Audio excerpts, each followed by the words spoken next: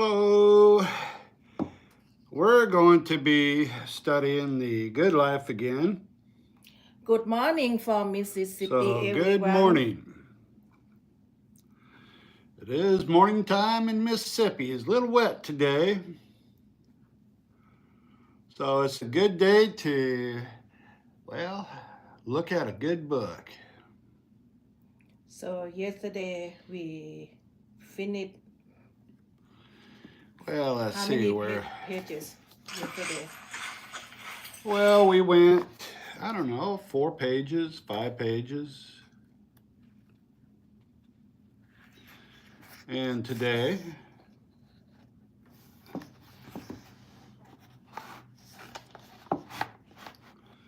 we are going to be starting in, well, we'll be starting on page 40.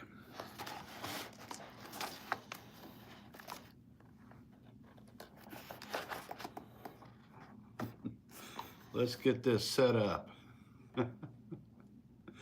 So this is a very good book and very interesting book. So we hold on, Just hang on.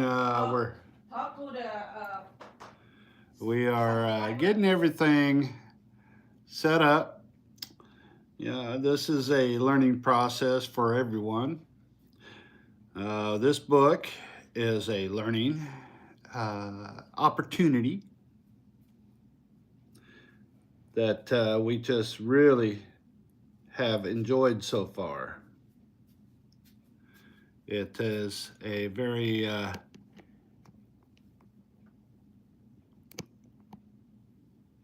we try to set up microphone for you. Don't mind the shakiness of the camera right now. We're setting up the microphone.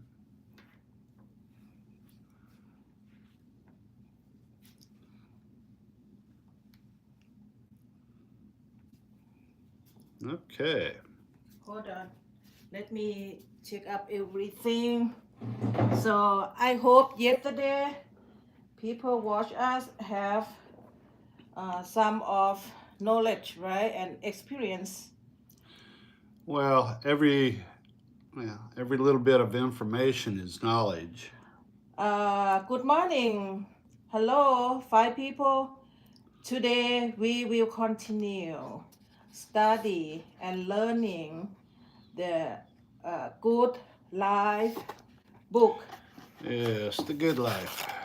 And it changed us. It changed me. I don't know, change anybody, but change me, change my thought, change my thinking. This is a book that was written by Robert Waldinger and Mark Schultz, The Good Life. Yeah. And it's lessons from the world's longest scientific study of happiness. Yes. 3 generations and going. So yesterday we studied till the word said, what is the money for? Correct? Yeah, what is the money for? Uh-huh. So, what we talk about when we talk about money. In 2010, this is on page 40 of that book. In 2010, Angus Deaton and Daniel Kahneman at Princeton University tried to quantify the relationship of money to happiness using a year-long Gallup survey that resulted in a massive data set of 450,000 daily responses from a nationally representative sample of 1,000 people. Deaton and Kahneman showed that in the United States, $75,000 seemed to be a kind of magic number at that time. Once a household income was more than $75,000 per year, which was close to the average family income in the U.S. at the time of the study, the amount of money the people earned showed no clear relationship to daily reports of enjoyment and laughter, which was used as indicators of an emotional well being. So, this study finding seems to reinforce the idea that money can't buy happiness. But the other half of the finding was equally as significant. For those making less than $75,000 per year, more income did correlate modestly with more happiness. I am believing that what they're saying, that for people during this time period in 2010, that people that averaged $75,000 a year, family income, seem to not really experience a lot more happiness. But people that made under that, if they made 75,000, they were happy. Or it mean like if they compare in the past. Yes. Ah. So this was what? This is 2025. So that was what, 15 years ago. So when money is scarce and basic needs cannot be met with certainty, life can be incredibly stressful. And in this situation, every dollar matters. Having a basic amount of money allows people to meet those needs, have some control over life, and in many countries, affords access to better health care and living conditions. So they're just saying that when money is really tight or scarce, and any extra money that comes into that household affords better access to health care and living conditions. Okay. Now, the study by Deaton and Kahneman is memorable for establishing a dollar amount where happiness plateaus. But the meaning of the study is not new. It is largely consistent with other research that has used different methods and been conducted across multiple countries and cultures that vary in wealth. These studies have paid attention both to how money affects individuals' happiness and to whether increasing wealth for an entire nation affects the overall happiness of the population.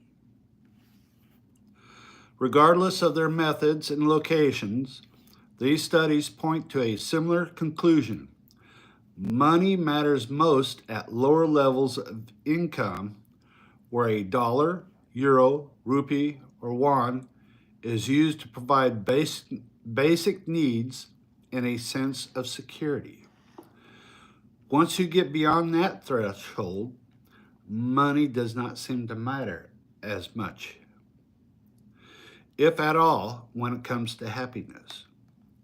As Deaton and Keatonman wrote in their study, more money does not necessarily buy more happiness, but less money is associated with emotional pain. Let me see this word. Deaton and Kahneman Wrote in their studies. This is in America or around the world? This is in Princeton, America. America. More money does not necessarily buy more happiness, but less money is associated with emotional pain. Wow. So the money didn't give any happiness, just make pain. But less money had more pain associated with it. So I think there's a balance here that they're discussing, that if you make more money than a certain amount, that extra money does not buy you extra happiness. Mm. But if you make under a certain amount of money Uh-huh. and you cannot afford health care or in good living conditions, Uh-huh. then it is associated with emotional pain, stress. Okay. Okay. Here it says at lower levels of income, money brings tangible benefits that are necessary for survival, safety, and a sense of control. But at slightly higher levels of income, and this needn't be $75,000, the meaning of money starts to become somewhat more abstract and becomes about other things like status and pride. Mm, mm, mm, mm. Maybe none of this comes as a major surprise to you. Maybe for you, money is not about stuff and not about status, but about freedom. Money has a lot of power in the world, you might think, and the more money I have, the more control, choice and control I have. That's what a lot of people believe. That the more money that they have, the more choice and control that they have. Yeah, they're thinking about that is power of money. Okay. Yes. It's understandable to feel this way. Money is woven deep into the foundations of modern societies. It is tied to achievement, to status, to self worth, to feelings of freedom and self determination, to our ability to care for and give joy to our family, to fun, to everything. It's natural that we see it as a central medium through which we interact with the world and pursue so many things In life. in life. So, is money necessary? It provides survival. Once you get beyond that survival need, I think then money starts getting tied up to achievement, to status, to self worth, all those other things that were discussed here, to feelings of freedom and self determination. Yeah. They feel like they have more money, they have more freedom and self But I think determination. for the important thing, to our ability to care for and give joy to our families. Be careful, to care or ability and care For for and give joy to family, to fun, Mhm. to everything. Okay, go ahead. This is the way people thought. Yes. Even Leo DeMarco, the teacher who built his life around connections with his family and students, was very conscious about or of money. In addition to his careful retirement savings, he set aside a small amount of many for many years and used those savings to buy a fishing boat, which his oldest daughter named Dolores. That boat featured in all of his children's memories. Leo used money as a means to achieve some satisfying personal ends, ends that connected him to the people he cared about. Uh, So while he did not make as much money as his other student, John, he still used his money carefully to satisfy some personal needs of his family and his. okay. However, when money becomes the point rather than the tool, it joins ranks with other persistent objects of desire that are imbued with importance by culture around us. things like fame and career success, or as Richard Sement and Jonathan Cobb framed it in their book, The Hidden Injuries of Class, badges of abilities or ability. That is, personal merits that are publicly acknowledged. So I think these here says basically are saying that when you go beyond a certain point in income, So a point of income is mean average income. or a certain level of income, Okay. it no longer becomes uh, satisfying for personal end. No, it becomes badges of ability, What the meaning of badges of ability? merits that are yeah, publicly acknowledged. Like, oh, look, that rich person is driving a Lamborghini. Uh-huh. Oh, that rich person has that, you know, 75-foot yacht. Uh-huh. Or that rich person has his own jet airplane. So it mean like they non-stop of greedy. Or Well, what the it, meaning? it becomes where those items that cost a lot of money uh, are like, oh, this is mine. Mm-hmm. And most people don't have it. Just us, us wealthy people. Mm-hmm.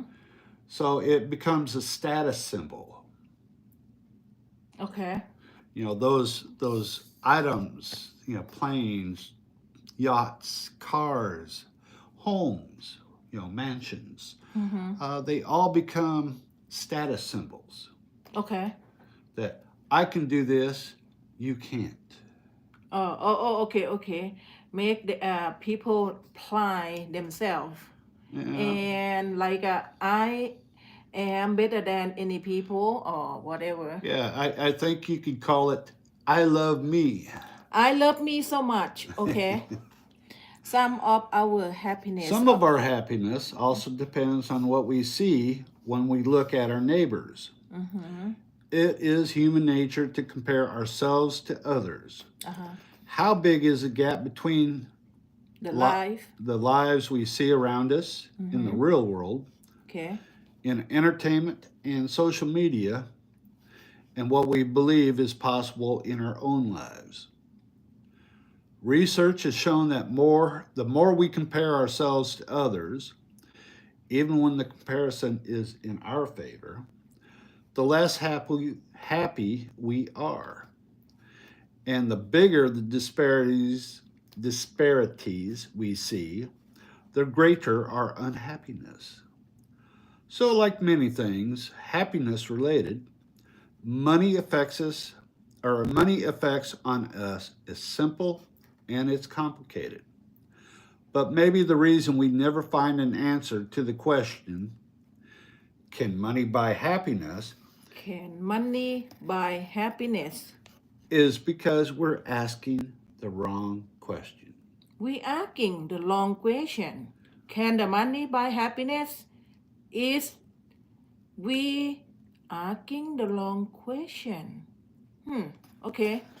Yeah, we always compare ourselves with other people. You know, oh, Mm-mm-mm. their life is better than us. They can travel. We can't. Oh, we can travel. They can't. So we always compare our lives with others. Okay. So, can money buy happiness? Eh, we're asking the wrong question. That's what they're saying here.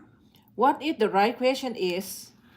Maybe the right question is, what actually makes me happy? This is the right question. What Yes. actually makes me happy. That's right. Wow. Okay. Because money doesn't make everyone happy. Yes. Material possessions doesn't always make other people happy. Uh-huh. So let's go to page 43. And it's a boy from Charleston. When Alan Silva was 14 years old, he was in love with the movies.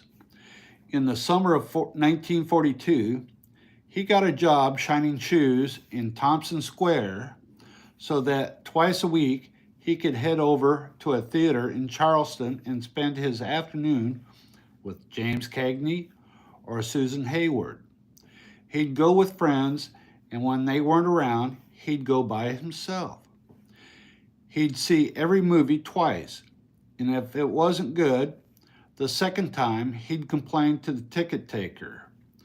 On the way home, he might detour to the Charleston Marina to see who he could find, since he was part of the Community Sailing Club, a local organization that taught kids to sail.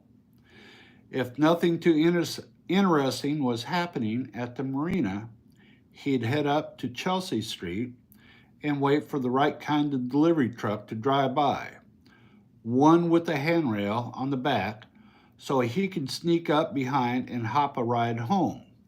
But he kept that part a secret. He doesn't do any truck hopping, his mother told the Harvard study. I've warned him about losing legs. Like most of Boston kids in the study, the Silva family lived in poverty. Alan's father was a Portuguese immigrant and worked as a machinist at the Navy Yard, and his income was just enough to keep food on the table. Alan, an excitable, busy kid, was blissfully unaware of the financial stress his parents experienced. The researcher who interviewed him at 14 described him as wildly adventurous. He comes running in all out of breath, his mother said, and then he just talks. She was inclined to allow him some freedom, something her mother-in-law, who lived with them in their three-room apartment, always complained about, since she thought Alan would get into the wrong group, start stealing, and his life would go down the drain. I'm not too strict, his mother said. I let him do what other kids do. It's normal. My mother was too strict and it made me moody. Now I read child psychology books. Now, in addition to being adventurous, Alan was ambitious. If he wasn't at... Yeah, hold on. This is, we talking about the boy from Charleston. Charleston. Charleston. Yeah, okay. This is the setup for this next section. Talks about a young boy, his life, his thoughts, and what he liked to do, and it just really sets him up.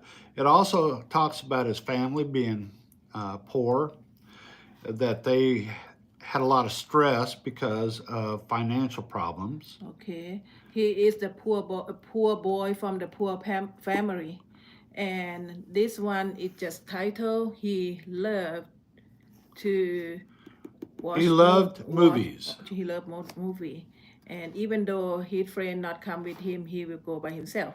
Yes. And let's see. I think it talks about his parents. His father was an immigrant, and he had a low-paying job. That's why they were in poverty. He barely made enough money to feed his family. Okay. So let's see how it's going on with the boy. And then His name is Alan Alan Silva. Silva. Just Okay. a minute. The the sentence starts here. If he wasn't at the movies or sailing or hopping trucks, he was home tinkering with a erector set that his father bought him for Christmas. He wanted to learn everything he could about building things.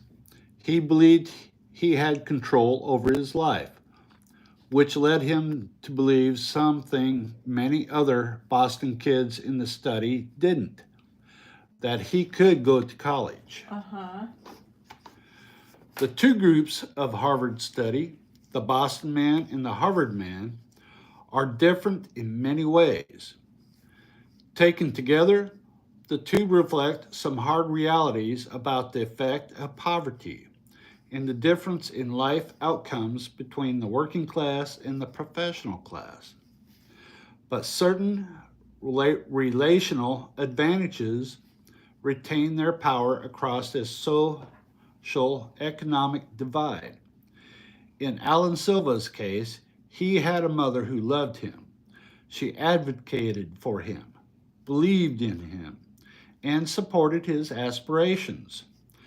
Thanks in part to her encouragement and support, Alan Silva was one of the few Boston men who went to college.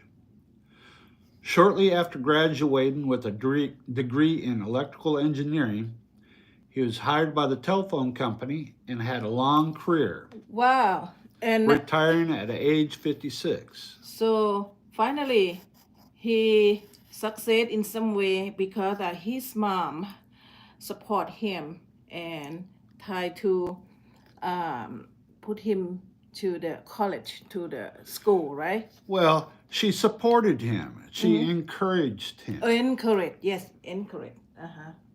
Now, again, his mother loved him.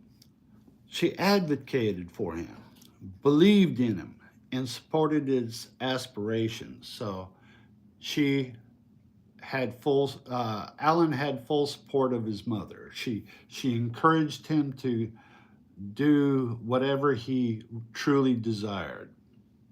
Okay, at age At 95, 95, he has a long life. Alan doesn't care for new movies, but he catches some of his old favorites on TV. When we asked him in 2006 what he was most proud of in his life, he did not talk about his career or his college degree. We'll be married 48 years this year. Children turned out good and grandchildren too. I'm proud of my family. Okay. Alan's story brings to life the lesson of the Harvard study on the power of relationships. And it reminds us of an important truth. All of us have a rich mix of things we can't control and things we can. Each of us must find ways to work with the hand we're dealt. Okay, so this is overall they try to tell us Alan or Alan. Aaron, he succeed in his life. Part of that is from relationship. Well, they asked him what he was the most proud of in his life. How? Oh, What thing he did Okay. that made him gave him the most pride. oh, He didn't say it was movies. He didn't say it was a career. okay, What he said was, we'll be married 48 years this year. okay, So what his pride was yeah, his family. his family, yes, okay, And the relationship, turned out, his children turned out good and grandchildren too. I'm proud of my family. ah, he proud of his family.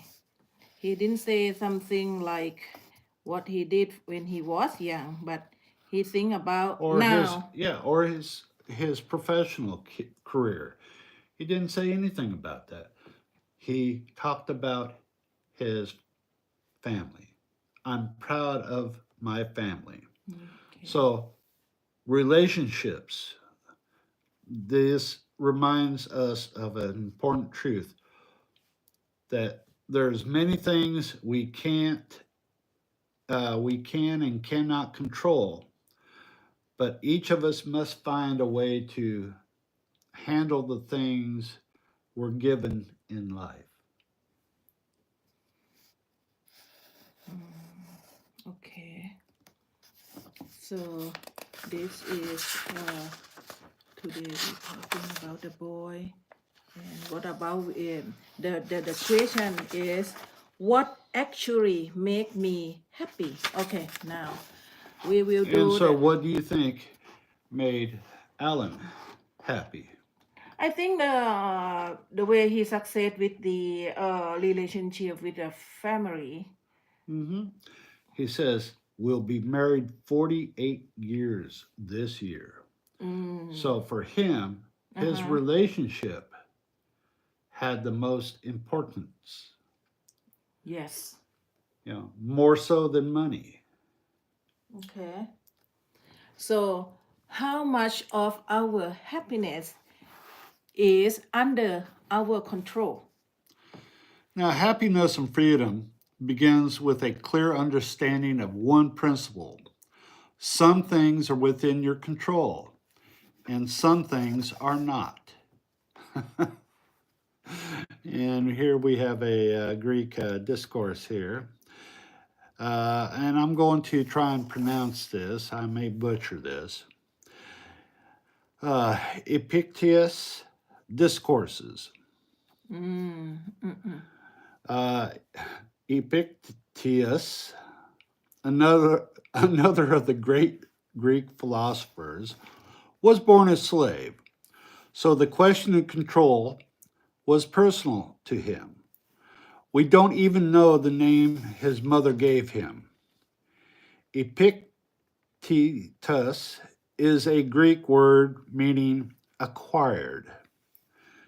When we obsess over things that fall outside of our control, Epictetus said, Epictetus, yeah, Epictetus. said that we make ourselves miserable. So, an important project of life is distinguishing which is which. And what I'm discovering here is I need to practice my Greek names. Mm, The theologian Reinhold Niebuhr, Serenity Prayer is a modern version of this idea, and while the original version is somewhat different, it is commonly quoted in this way: God, grant me the serenity to accept things I cannot change, courage to change the things I can, and wisdom to know the difference. People often think, for understandable reasons, true happiness is beyond reach for me because there is so much that I can't help that is set in stone. I'm not genetically gifted. I'm not extroverted. I endured trauma in my past and am still struggling with it. I'm not privileged in the ways that seem to advantage others in this imbalanced and unfair world. People often think that for understandable reasons. Hmm.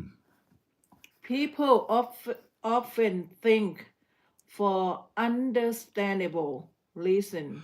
True happiness is beyond reach for me because there is so much that I cannot help that is set in stone. Wow. Hmm. Do you agree with that? Mm. A person said that change is possible, but sometimes it takes a while. Now, lots of things matter in the lottery of life. We may not like it, but there are things we're born with or born into that affect our well being and are also beyond our immediate personal control. Genetics matter, gender matters, intelligence, disability, sexual orientation, race, and all these matters, of course, because our cultural bias and practices. Black Americans, for example, are one of the least advantaged, if not the least advantaged group in the United States.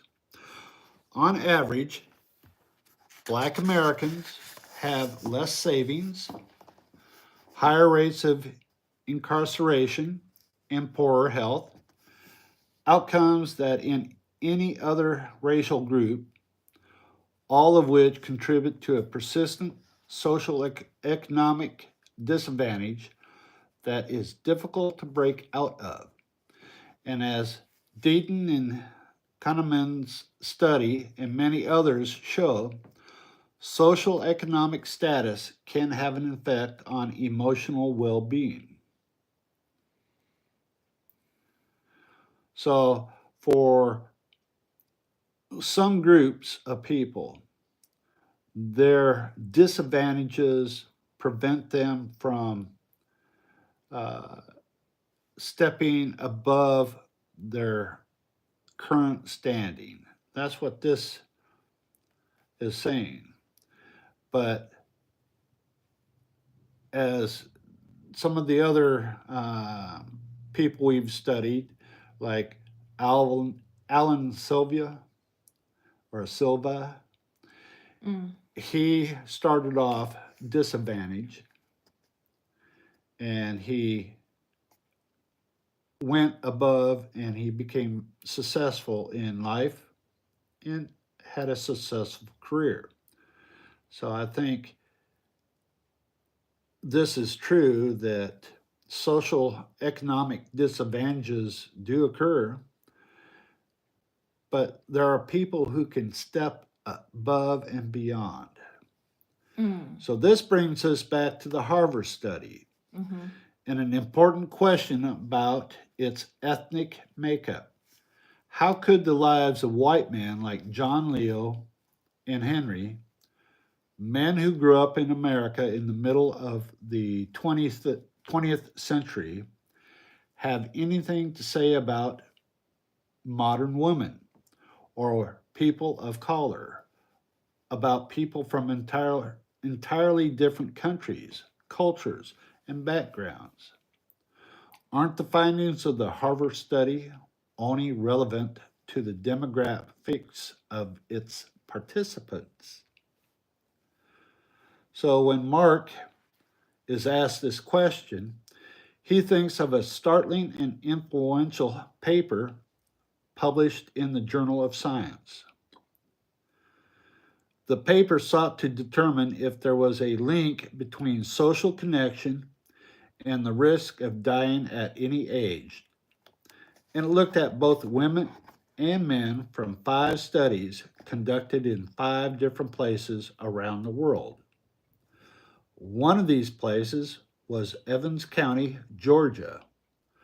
Another was Eastern Finland.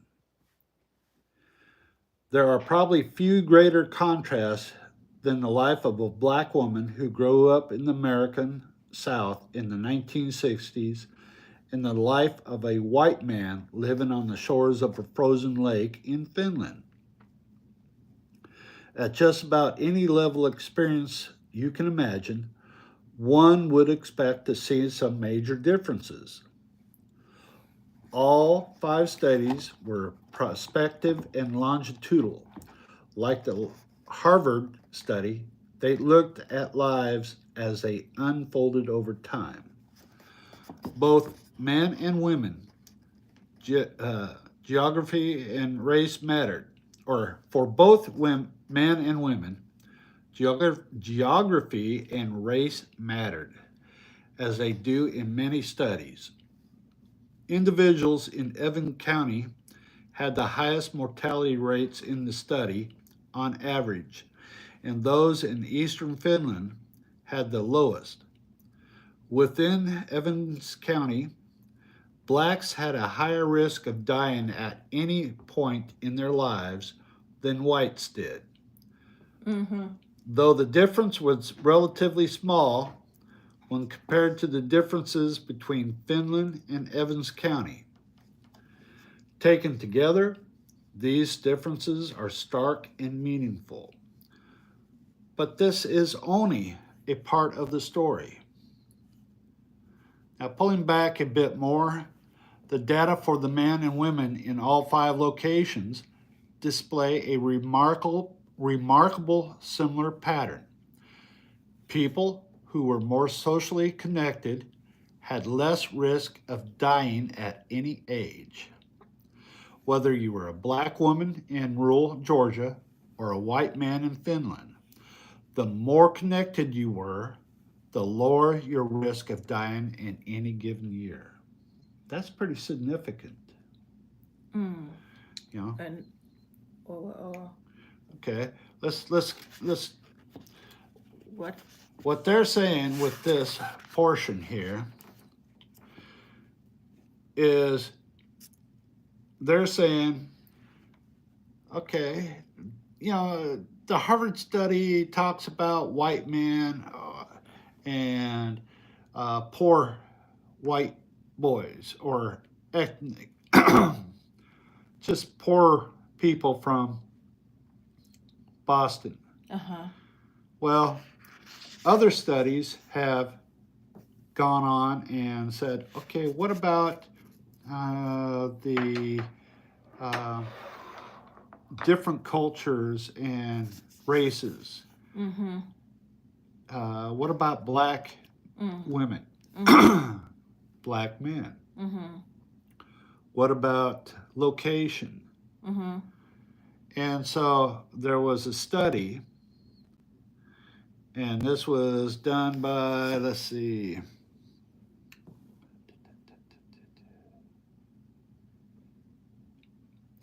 it was a paper published in the journal Science.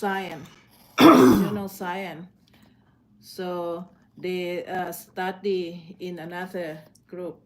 Well, yeah, this sought to determine if there was a link between social connection and the risk of dying at any age. Mm. And it looked at both women and men from 5 studies. So this book is not study only The Harvard, the only specific group. They study around the world. They study any age. well, Any they incorporated other studies in this book. Even though this was written with the Harvard research in mind, they also took other studies and they sort of combined this information. Oh yes, I remember. They have the study another area. Yes. What is it? The British. Yeah. The British cohort studies. What they study? This is from the World War II. The Meal Longitudinal Study that studied a group of women. The Dunedin Multidisciplinary Health and Development Study in New Zealand. And this is a study about the children. Well, it talked about children born in a small New Zealand city in 1972, followed them into middle age, and now it's following their children. And this one study in Hawaii, and they looked at Japanese, Filipino, and Hawaiian, people of Japanese, Filipino, and Hawaiian heritage. Okay, and another study is The in Chicago Chicago. Health, Aging, and Social Relations, Group of middle-aged diverse men and men and women, women. Okay, they have healthy aging in neighborhood of diversity across the lifespan, and that's thousands of and black and white adults in the 2000. city of Baltimore. Okay, and another study is from Student Council study tracking the lives of men and women who were elected student council representatives at 3 different colleges. so this book is really evaluate. Well, it's taken a lot of data from uh, different studies, not just its own study. Not only the Harvard, Yes. not only the Harvard, they start with the student from Harvard University, Yes. and they compile for They compiled the study data, the data from another studying.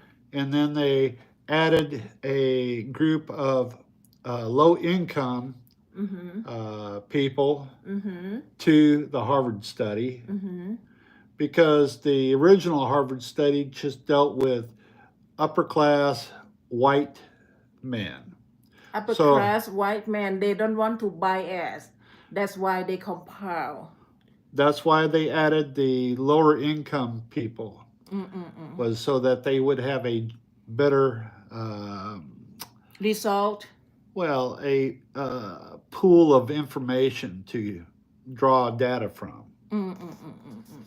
So where you where you where you go? Right here. Okay, this consistency of finding across different locations And demographic groups is what scientists call replication, the holy grail of research, and not easily to come by. Just because a scientific study found something interesting does not mean that the matter is settled. Good science requires the findings to be replicated, especially when the object of study is something as complex as human life. It is crucial that we find a consistent signal across many studies, all pointing in a similar direction. Only then can we have confidence that what we're seeing is not a fluke. More than 20 years after this analysis of 5 studies, a much larger study cemented the connection between relationships and the risk of mortality. Julian Holt Lindstedt and her colleagues look at 148 studies conducted in countries all over the world: Canada, Denmark, Germany, China, Japan, Israel, and others, with a combined total of more than 300,000 participants. This analysis echoes the findings of the study highlighted in the article in Science. Across all age groups, genders, and ethnicities, strong social connections were associated with increased odds of living longer. Let's see. In all age groups, All age genders, group, and ethnicities, strong social connection were associated with increased odds of living longer. in fact, Holt Lindstedt and her colleagues quantify the association. Incredibly, social connection increases the likelihood of surviving in any given year by more than 50%. That's massive. So social connection increases the likelihood of surviving in any given year by more than 50%. It's mean like a connection of Social, social yeah, and social make people want to live. longer Yes. more than 50%. Wow. That's pretty impressive. Yes. Across all of these studies. The mortality rate of individuals with the fewest ties was between 2.3 men and 2.8 women, times higher than the individuals with the most ties. In other words, the death rate for people with the fewest ties was between 2.3 and 2.8 times higher. So if you had, let's say, 100 people, and uh, these people had various degrees of social connection. Mm-hmm. The people that had the fewest connections had a 2.3 to 2.8 times higher chance of dying than the people that had. It means if you don't have enough connection, you die faster. There's a greater chance of you dying. Greater chance of you die. Okay. Wow.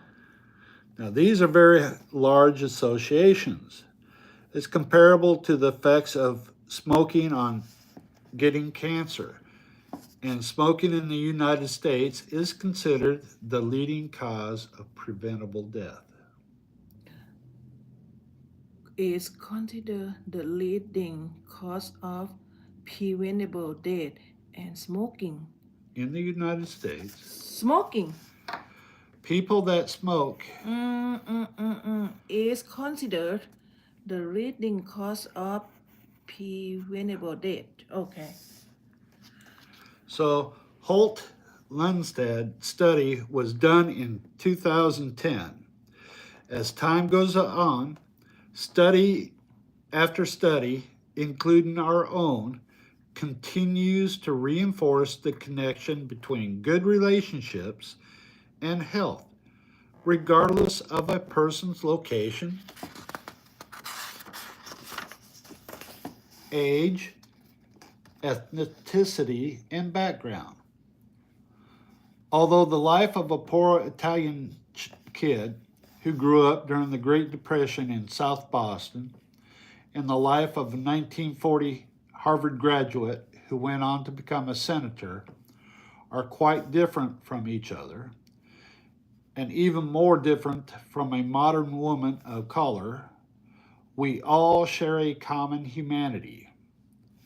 Like the Holt Lundstedt Review, analysts of hundreds of studies tell us that the basic benefits of human connection do not change much from one neighborhood to the next, from one city to the next, from one country to the next, or from one race to the next.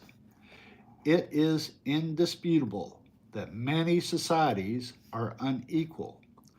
There are cultural practices and systematic factors causing significant amounts of inequality and emotional pain.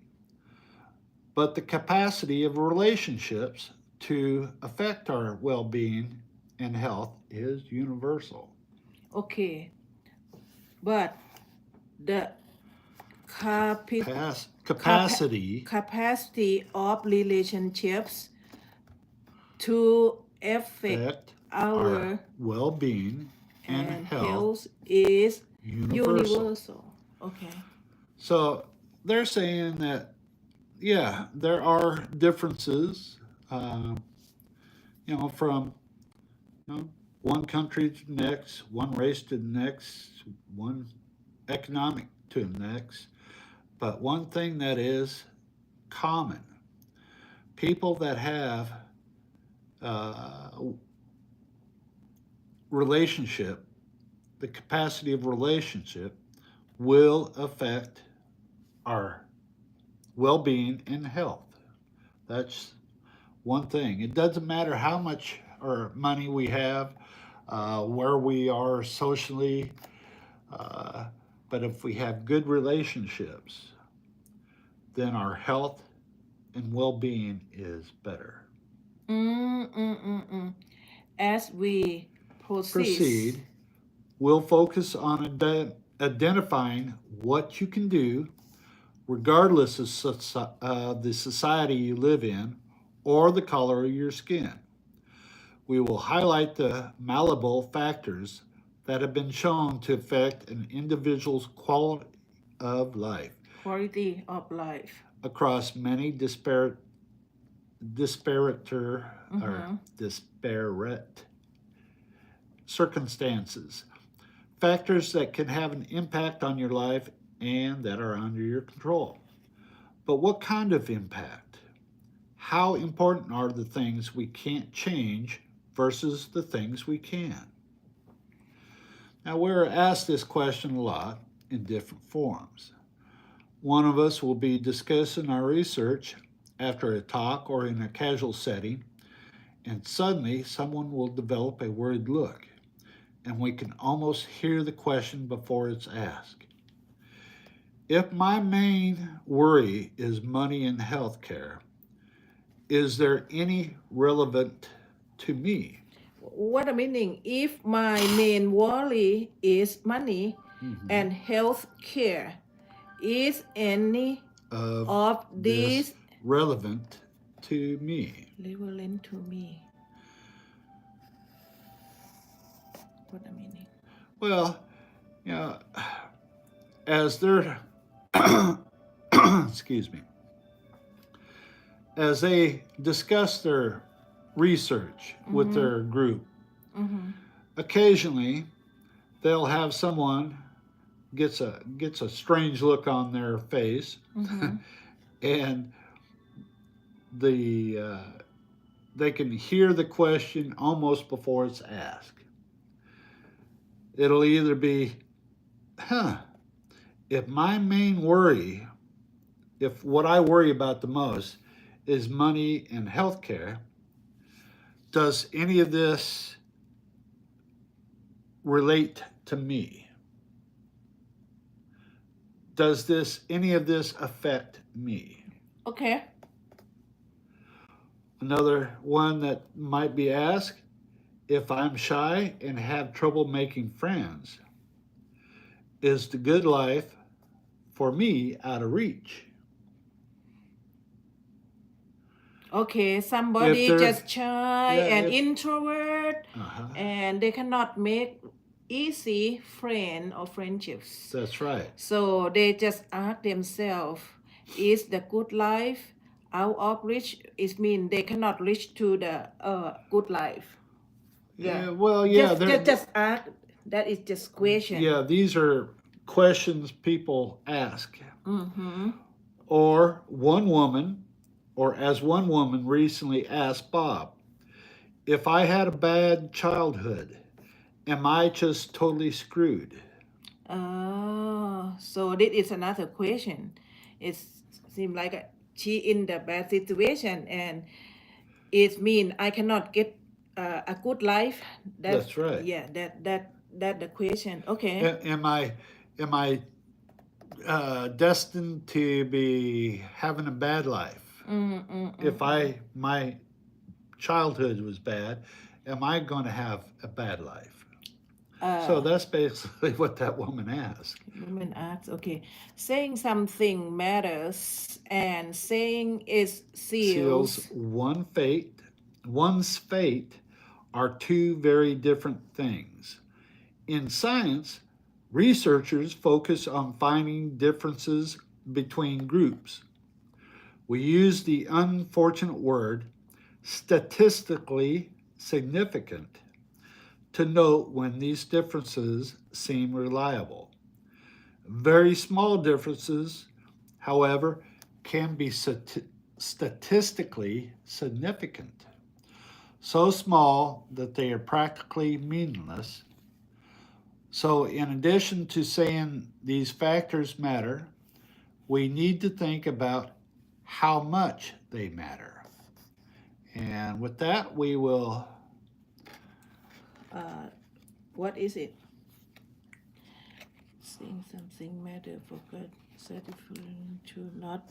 When these different seem reliable, very small difference, however, Can be statistically significant. What's this saying? Well, if statistics, the meaning of statistics can vary from according to the numbers, and numbers, can be well, a small change in numbers can have big meaning in change. Okay. But if it says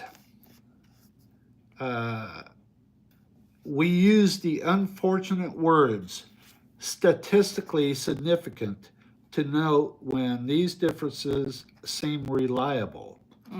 So, you can, statistics can tell you, oh, the world is flat. Okay. But statistics can also say the world is round. It just depends on the numbers. Like if you have 100 people and you give them a questionnaire, is the world round or is the world flat? Okay. Well, if say 60 of those 100 people says, oh, the world is flat. Statistically, that would mean the world is flat. Oh, it's like a more number. That's right. More number. Now, if 50% of the people said, oh, the world is flat, then it's, oh, half people believe it's flat, half people believe it's round. Now, if 49% of the people said, oh, the world is flat, that means 51% of the people said the world is round. Is round. So people would say, oh, well, statistically, 51% of the people say the world is round. So the world must be round. Okay. I got it. So this is the chapter 2 of the Good Life book. We got to finish page number 48 and we start to the page 49. Yes. We will talking about slicing up the happiness pie. That's what we'll start next. Slicing up the happiness pile. So the chapter 1 of this book just title and say the whole thing about this book is study from the student from Harvard University and compiled with another 6 of study from another researcher. Multiple studies. And the chapter 1 just say this study took over 80 years to research, to study, and now is the third generation already. And they just said, like a title said, relationship is very important for happiness and for good a life. Happy and healthy, good life. Yes, that is chapter 1 say, right? That's what it implies. Yes. Yeah, that chapter 1. So we are digging up that chapter 2 is about why relationships matter. That is correct. And yesterday we talking about the lack of draw, right? Lack of draw, and talking about The luck of the draw and the answer that they asked to what the sample. John and Rio. John came from the wealthy family, and Rio came from poor family. But both of them have the target of well, life. both of them were in the Harvard study. Uh-huh. John came from a more wealthy family, Mm-hmm. where Leo came from a more working class family, Yeah. and he ended up having to work his way through Mm-hmm. college. Mm-hmm. But they both graduated from Harvard, Yes. and John decided he would, instead of going into the family business, Mm-hmm. he decided he would continue with his education and become a lawyer. Okay. And because he wanted to supposedly help other people. Uh-huh. Now, Leo wanted to be a literature book writer, A writer. and his mother became ill, and he had to go home and take care of her. Mm-hmm. So what he did was he became a high school teacher. Uh-huh. Now, John, the lawyer, became quite good, and he also made very good money. Mm-hmm. So his professional life was very good. Yes. Leo became a high school teacher, and he did not make the money that John made. Yeah, John make a lot more money than But when they Leo. asked them questions, Mm-hmm. are you satisfied? Mm-hmm. John, the successful lawyer, Mm-hmm. said no. And he did not succeed. He not It succeed was about not his marriage, his family life. Mm-hmm. Leo was a well respected teacher, high school Uh-huh. teacher, Uh-huh. and he had a great family life. Uh-huh. So he considered himself successful and happy. Yes, so they compare between two people that if you look like another one, John is more successful. But when you ask the question about good life and happiness, you can see the Leo, right? Leo or Leo? Leo, Leo is like a more happier. He is a happier more person, satisfied more with life. satisfied with life, even though less money, less income, but he's satisfied and happier Well, than the expression, because John is not reach to his goal. His goal is help people, right? That I remember. But John's goal was to help people, uh-huh. but he changed his goal. Uh-huh. He changed from helping people Mm-hmm. to helping himself professionally. Yes. So what I get from this one that I thinking giving or giver may be happier than receive or getting what you call To give is better than to receive. yeah, Well, because the Leo is giving the love, giving care to student, giving the what we call his spirit to the family and help people, especially the student who succeed in their life. But in another hand, John think about himself and give himself too much. Most of time He was self-centered. Self-centered. He did not think about giving a lot to other people, and let me think about life. Chapter 2 also says that money does not make happiness. The money